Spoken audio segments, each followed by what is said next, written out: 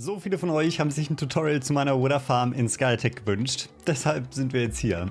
Die Farm, die ich in Skytech gebaut habe, produziert etwa 360 Netherstars pro Stunde, also spawnt und tötet sie ca. 6 Wither pro Minute. Aber ich sag mal so, in normalem Minecraft braucht man das normalerweise nie, weil man niemals so viele Netherstars benutzen würde. Darum geht es in der Farm tatsächlich auch gar nicht, denn in Skytech droppt der Wither Ancient Debris und da ich gerade meinen Full Netherite Beacon in Skytech baue, brauche ich sehr, sehr viel davon. Wird dazu sei gesagt, dass ich noch nie in meinem Leben, glaube ich, ein richtiges Redstone-Tutorial gemacht habe und ich selber wahrscheinlich auch gar nicht genug Ahnung davon habe, um euch das richtig zu erklären. Also wenn ihr irgendwas nicht versteht, ladet euch die Welt runter und schaut euch das da nochmal an oder schreibt es einfach in die Kommentare und ich versuche es so gut wie möglich zu erklären. Und natürlich, lasst mir sehr gerne Feedback da. Vielleicht kommt sowas dann in Zukunft öfter, wenn ich irgendwelche Sachen baue und selbst verstehe, wie die funktionieren.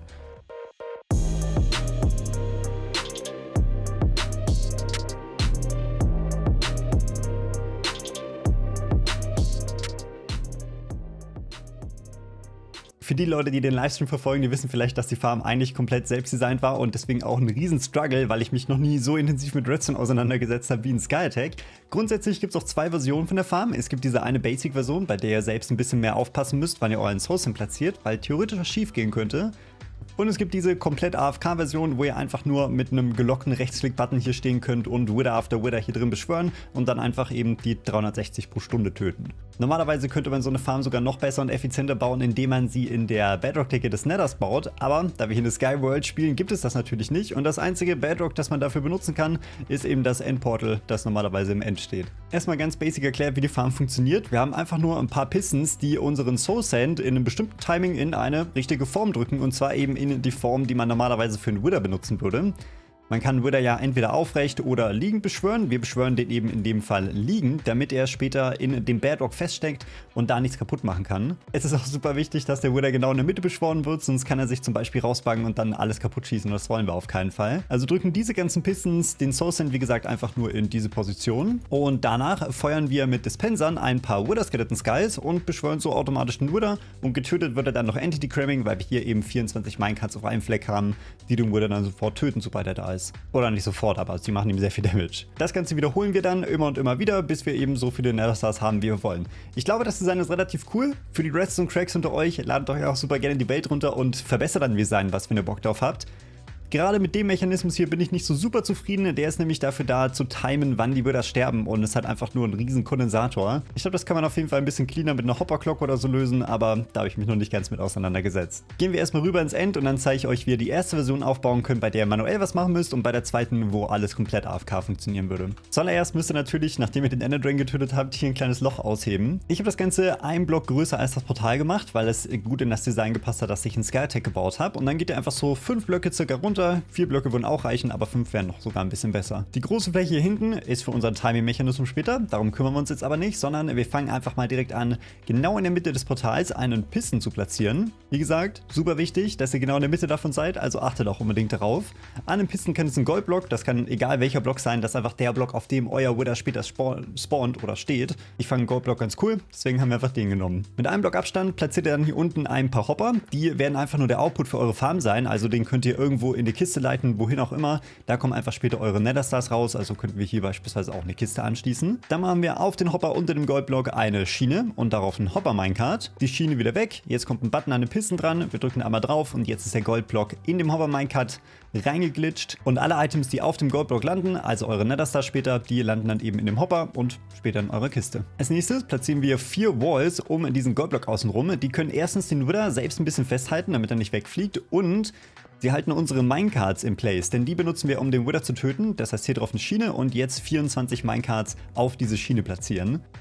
Dann die Schiene wieder kaputt machen und dann ist der Teil, der den Wither tötet, tatsächlich auch schon fertig. Also kümmern wir uns jetzt darum, wie wir den Wither beschwören wollen. Am Anfang kümmern wir uns um die ganzen Pistons, die den Soul Sand in die richtige Richtung drücken. Dafür bauen wir hier einen Block neben der Wall ein bisschen nach unten und platzieren hier ein paar Tageblocks und auf die Tageblocks wieder ein paar Pistons. Die drücken den Soul Sand also später nach oben. Das können wir schon mit Redstone verbinden, das wird für später noch relativ wichtig. Dann schnappen wir uns einen temporären Block, platzieren ihn hier mit einem Piston, der praktisch in Richtung von unserem Goldblock zeigt. Der temporäre Block kann wieder weg und dafür machen wir einen Obsidian Observer, der nach unten zeigt, wieder hier dran. Um jetzt zu detecten, dass vor diesem Piston hier ein Block angekommen ist, müssen wir den zu einem Smart Piston machen und dafür platzieren wir darüber einen Node Block und in diesen Node Block lassen wir einen Observer gucken. Der erkennt nämlich, wenn unter dem Node Block ein neuer Block entsteht, welcher praktisch den Ton des Node Blocks verändert. Der Observer guckt einfach nur in einen normalen Block und darunter kommt wieder ein Node Block und wenn wir jetzt hier einen Block platzieren, dann wird er automatisch nach vorne gedrückt und weil wir hier schon den Piston mit angeschlossen haben, werden auch direkt die ersten 3 Pistons, die den Source nach oben drücken, mit abgefeuert.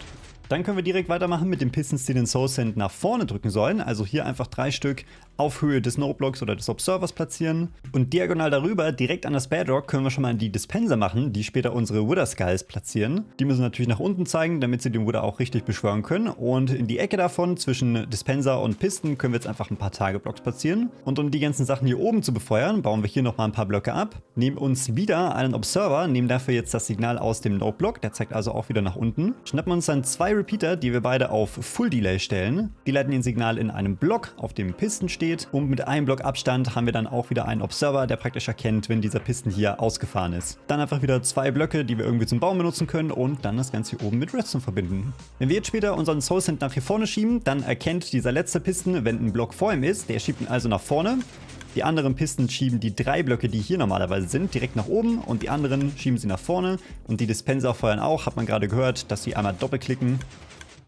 Da war es und dann würde theoretisch unser Wither beschwört werden, wenn der andere Block da ist. Und um den anderen Block kümmern wir uns jetzt. Dafür machen wir einen Piston direkt neben diese Wand, der den Block praktisch nach oben drücken soll. Neben diesem Piston bauen wir eine komplett normale Wall, die erkennt einfach nur, wenn ein Block praktisch daneben steht und über die Wall einen normalen Piston. Hinter den normalen Piston einen Sticky Piston und auf den Sticky Piston wieder einen normalen Piston, der nach oben zeigt. An den normalen Piston ein Observer, der erkennt, wenn der ausfährt und der Observer feuert auch einfach wieder nur in irgendeinen Block. Und damit haben wir theoretisch schon unseren Double Piston Extender fertig. Der muss jetzt natürlich auch irgendwie noch befeuert werden.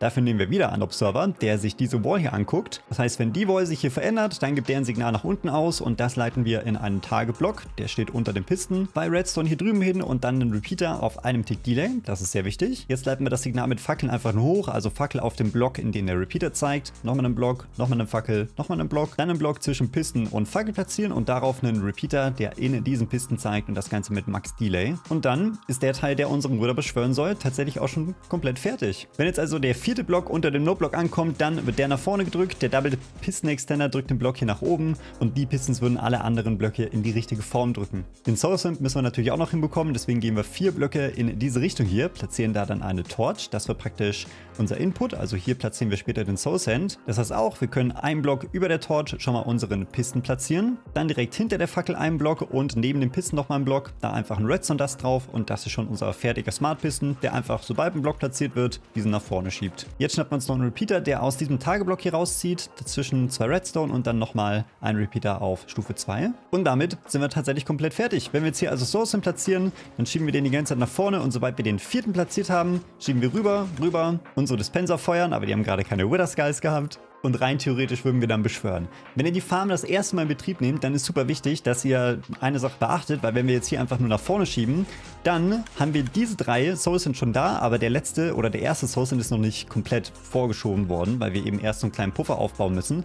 Also baut die hier einfach nochmal ab. Ganz wichtig ist einfach nur, dass hier ein Source Send ist, diagonal zwischen diesem Node-Block und dem Piston, einfach in diesem kleinen Freiraum. Und wenn der da ist, dann können wir einfach hier stehen. 4. Block wird platziert, alles wird geschoben, Wither wird gespawnt und jetzt können wir einfach nur warten, bis er gleich eben an dem Minecart stirbt. Die Explosion des Withers macht auch nichts kaputt. Ihr sollt nur aufpassen, dass ihr keine Rüstung tragt, wenn ihr viele Wither hintereinander tötet, weil die Explosion eure Rüstung extrem damaged und das Ganze manchmal sehr, sehr laut ist. Aber der Wither wird keine Blöcke von eurer Farm zerstören. Die einzigen Blöcke, die er zerstört, sind die, die direkt in seinem Umfeld sind, also zum Beispiel Blöcke, die irgendwo hier platziert werden. Deshalb können wir auch keine neuen Wither beschwören, während der Wither hier gerade noch in dem Cage ist. Der schießt nämlich die ganze Zeit mit Blue Skulls, die machen alles kaputt und das ist no bueno. Aber Wither ist tot und wir haben hier unseren Nether Star drin. Very nice. Wenn ihr also einfach nur so easy ein paar Wither töten wollt, dann reicht diese Farm komplett für euch aus. Ihr steht also einfach nur hier, haltet die ganze Zeit Rechtsklick gedrückt, spawnt einen Wither nach dem anderen und im besten Fall, wenn ihr nichts kaputt machen wollt, dann hört ihr einfach auf, die Wither zu beschwören, sobald diese komplett da sind. Also nachdem der erste explodiert ist, hören wir einfach auf, Rechtsklick zu drücken,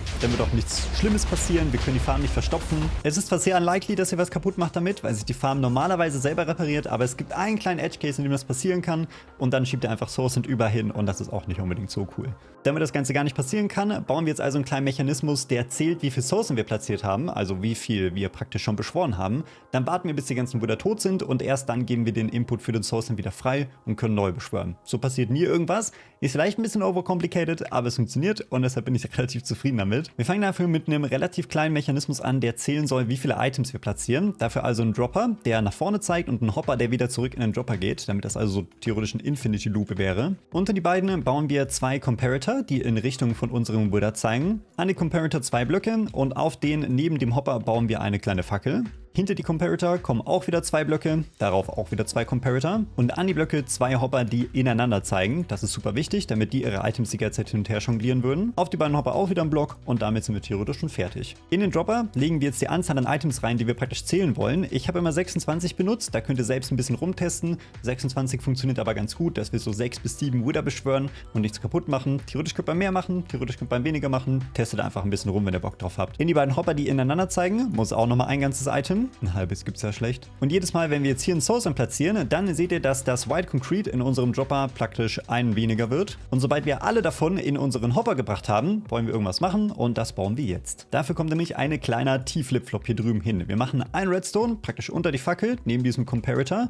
Danach bauen wir einen Dropper, der nach oben zeigt, einen Dropper, der in diesen Dropper zeigt und einen Dropper, der über den anderen zeigt, in einen normalen Hopper, der nach unten zeigt. Hinter dem Dropper des Redstones kommt jetzt einfach nur ein normaler Comparator. Da lesen wir später unser Signal aus und in den Dropper kommt ein Item rein, damit der Comparator hier drüben an ist. An den Comparator können wir auch direkt mal einen Sticky Piston setzen, an dem ein Redstone-Block dran ist. Und wenn wir jetzt alles richtig gemacht haben, dann sollten wir hier den letzten Source platzieren können und der Sticky Piston wird dann zurückgezogen. Perfekt. Die Items von unserem Counter fließen jetzt auch gerade wieder zurück in den Dropper und sobald das passiert ist, geht hier die Fackel wieder an. Jetzt können wir das nochmal simulieren, indem wir alles rausnehmen. Und wenn wir jetzt nochmal den letzten Source platzieren, dann sollte der Piston einfach wieder ausfahren und das Ganze beginnt wieder von vorne. Wenn ihr Probleme mit diesem T-Flip-Flop habt, dann probiert den einfach mal in einer anderen Richtung aufzubauen. Ich bin mir nicht sicher, woran das liegt. Wenn es mir irgendjemand erklären kann, lasst es mich super gerne in den Kommentaren wissen. Aber der T-Flip-Flop funktioniert in manchen Welten nur in manche Richtungen. Ich verstehe selber nicht ganz, woran das liegt. Wir haben den ja gerade so aufgebaut und in die Richtung funktioniert er komplett. Wenn wir ihn aber genau gespiegelt in die andere Richtung aufbauen, dann funktioniert der T-Flip-Flop einfach nicht. Ich verstehe nicht, woran es liegt, aber dreht ihn einfach zur Not und wenn es dann funktioniert, dann ist es natürlich schon ein bisschen besser. Wir bauen jetzt aber unseren Kondensator. Dafür machen wir einen Repeater bei dem Extended Piston hin, dann zwei Redstone Dust, ein Comparator, der nach vorne in einen Block zeigt, neben dem Block ein Redstone und dann Comparator, der wieder zurückführt. Dieser kleine Kondensator ist nur, um einen größeren aufzuladen und um den kümmern wir uns jetzt. Dafür ein Repeater links von dem Redstone Dust, dann zwei normale Redstone und jetzt brauchen wir 12 Comparator in Folge, die einfach nur nach vorne zeigen. Also 1, 2, 3, 4, 5, 6, 7, 8, 9, 10, 11, 12. Der zeigt auch wieder in einem Block. Und neben dem Block kommt wieder ein Redstone und dann einfach wieder die kompletten Comparator nach hinten laden oder leiten, besser gesagt. Also einfach nur eine große Variante von dem, das halt super, super lang ist und 12 Comparator auf jeder Seite hat. Bevor wir das Signal von dem nach hier drüben leiten, müssen wir noch einen kleinen Reset bauen, der dafür verantwortlich ist, den T-Flip-Flop hier sofort zurückzusetzen. Dafür machen wir hier ein paar Blöcke weg und machen praktisch hinter diesem Comparator einen neuen Block. Also einfach nur so eine kleine Treppe hier nach unten. Platzieren da einen Redstone Dust, daneben einen Sticky Piston. An den Sticky Piston kommt ein Observer, der in die Wand guckt und das Signal des Observers leiten wir in einen Repeater, der auf einem Tick Delay steht. Das Ding resettet einfach nur unseren T-Flip-Flop, sobald dieser Counter wieder bei 26 ist, also sobald er zurückgezählt hat praktisch. Jetzt müssen wir einfach nur das Signal von diesem Kondensator zurück in diese Redstone-Linie bekommen, mit der wir die Torch deaktivieren. Wer das macht, ist eigentlich relativ egal. Es kann natürlich schön aussehen, es kann aber tatsächlich auch manchmal relativ ugly werden. Meine Variante ist jetzt nicht unbedingt die schönste, aber das liegt auch daran, dass wir diesen T-Flip-Flop hier in die Richtung bauen und nicht in die andere, sonst wäre das nochmal ein bisschen cleaner und ein bisschen kleiner. Aber damit sind wir tatsächlich komplett fertig. Wir haben also hier unser Mechanismus, der zählt, wie viel Sourcen wir platziert haben. Damit aktivieren und deaktivieren wir kurze Zeit später wieder diesen T-Flip-Flop. Der lädt diesen kleinen Kondensator auf. Der kleine Kondensator ist ein Vorkondensator, der lädt also nur den großen. Und der große deaktiviert diese Torch, damit wir kein Source mehr platzieren können.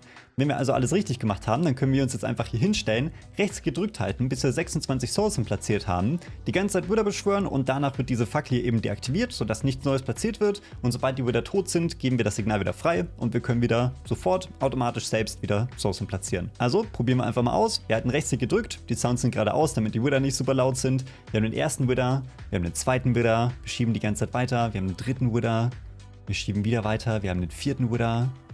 Und jetzt ist unser Input gerade gesperrt. Das heißt, wir haben genug Sourcen platziert. Wir haben jetzt gerade 5 Wither hier drin. Unser ganzer Kondensator hier drüben ist super krass aufgeladen. Ihr habt gerade gesehen, wie sich das resettet hat. Also lädt er nicht weiter, sondern jetzt ist der Kondensator auf eigener Power und wird eben Sekunde für Sekunde immer ein bisschen weniger. Das ganze Ding ist jetzt so lange geladen und gepowert, wie eben diese Wither hier drüben bleiben. Das Ganze ist nur ein etwa Wert. Also man könnte theoretisch auch noch 1 oder 2 Kondensatoren wegnehmen und es würde wahrscheinlich immer noch funktionieren. Aber ihr seht, die Wither sterben. Die Power hier drin wird immer weniger. Wir haben jetzt nur noch Power 3.